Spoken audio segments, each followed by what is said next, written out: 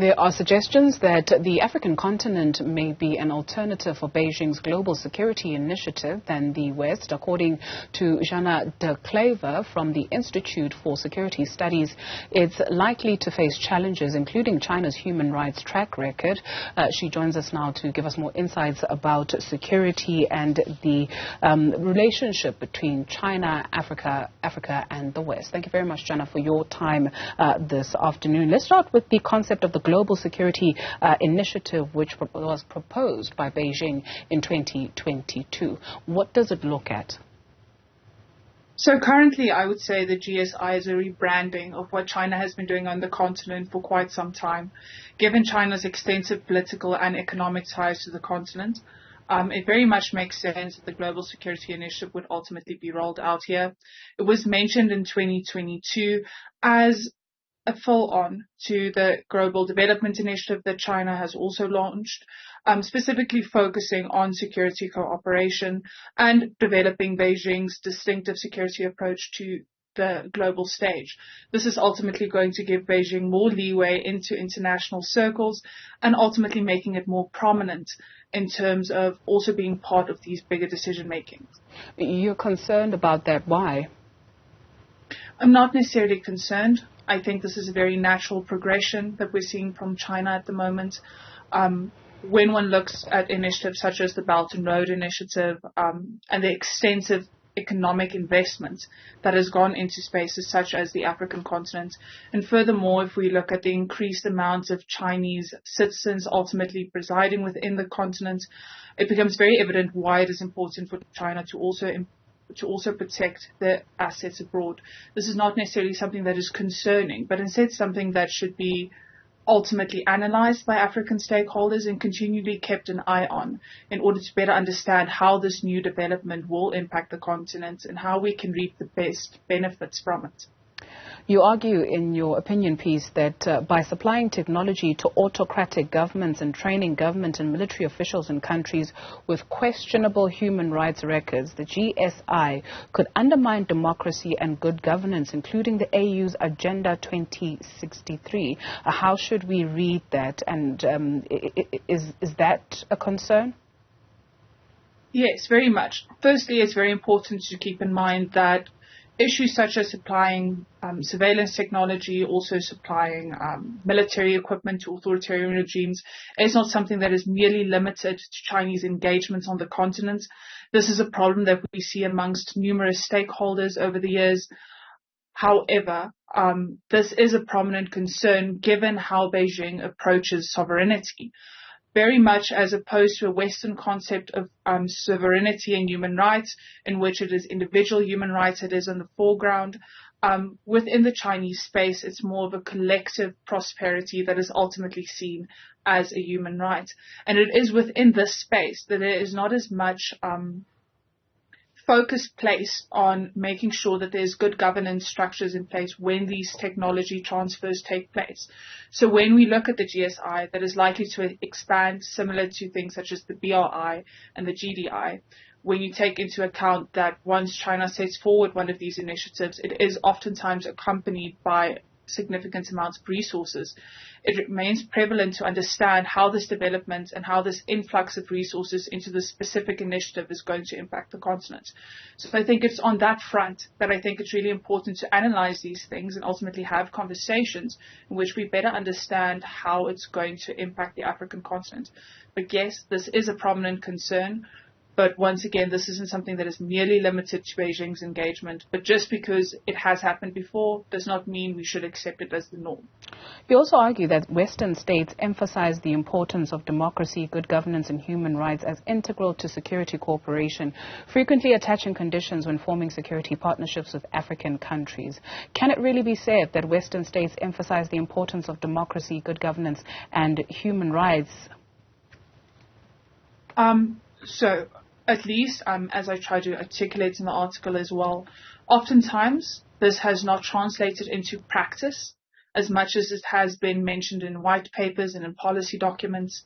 However, there is a deeper concern for democratic governance attached to these different forms of military aid and security assistance. However, it is not merely limited to always translating in the manner in which we would like it to. However, once again, this does not mean that we should not take these concerns forward within spaces such as the GSI and looking at how this will ultimately affect good governance on the continent. To add to the points as well, the question that was raised, would the transformation towards a more democratic systems, for example, really be correlated to peace? And I think this is a conversation all on its own, but that it is still very important to keep individual human rights at the back of this initiative is something I do think the GSI should keep in mind going forward. Have you explored where the proliferation or how the proliferation or the DNA of the proliferation of arms on the African continent, are we able to trace it, right? So you find where you have militant groups, for instance, where are they getting those arms from? Who is supporting them? Where are they getting the money from? So something that, once I think this is a very diverse question in terms of the African continent that is very broad.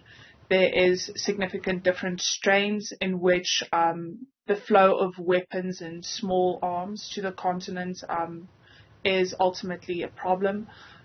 Things such as the GSI in the concept paper does support initiatives such as silencing the guns in Africa.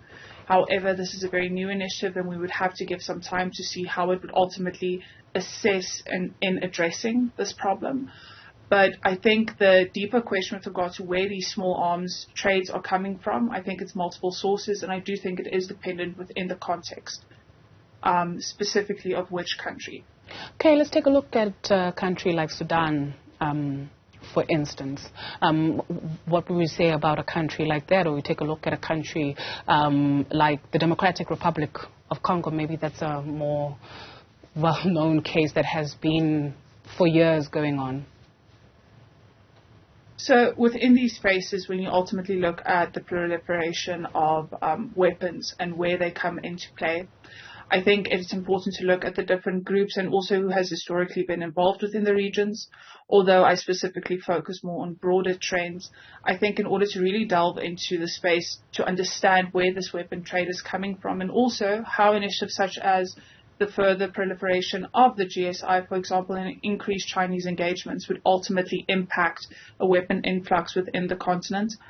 I think that's something that within itself would necessitate a much deeper discussion.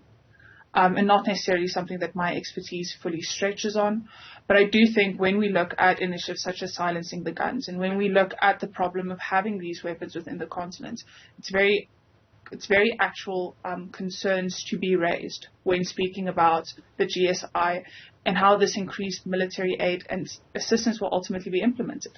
And one thing that I do think is positive about the GSI, or at least the note that you would get from reading the concept note, is the concept that ultimately Beijing emphasizes cooperation in the sense of acting as a mediator between different African parties as opposed to external intervention.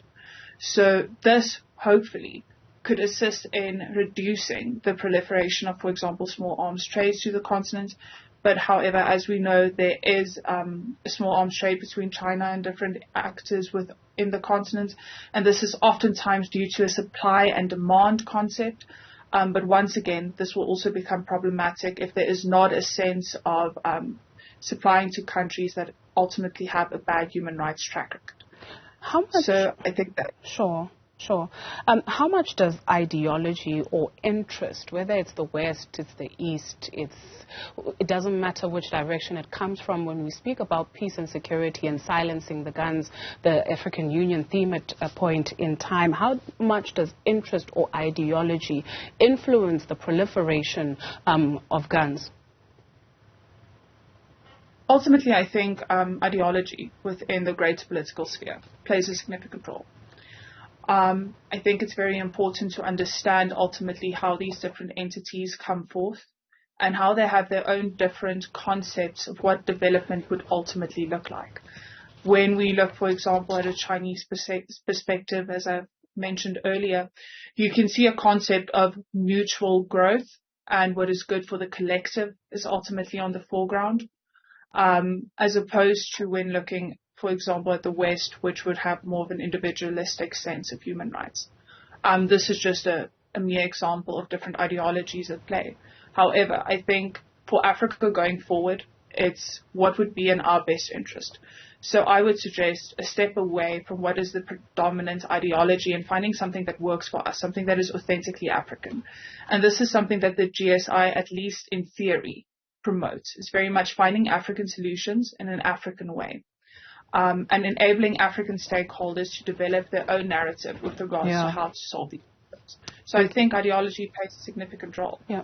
Absolutely. Thank you very much for your time. Jana de Kluiver, Research Officer at the Institute for Security Studies.